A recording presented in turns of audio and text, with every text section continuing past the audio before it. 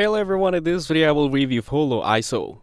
HoloISO, sometimes called HoloISO, is a community-made, SteamOS-inspired Linux distribution designed to give regular PCs a Steam Deck-like gaming experience. It's based on Arch Linux and launches directly into the Steam's game mode, making the system feel more like a console than a traditional desktop.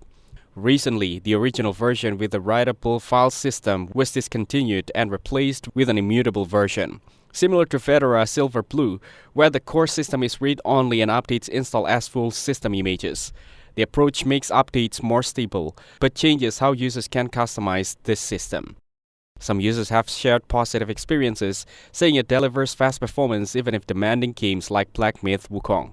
However, others have reported quirks during setup, particularly with multi-drive installations, and certain games like Guild Wars 2 needed kernel changes for better performance. A number of users also feel the project is losing momentum, calling it dead or dying, and suggesting that alternatives like Beside or Nobara offer more stability, easier installation, and regular updates. HoloISO is legitimate and still works for those who want a true Steam Deck-style setup on PC.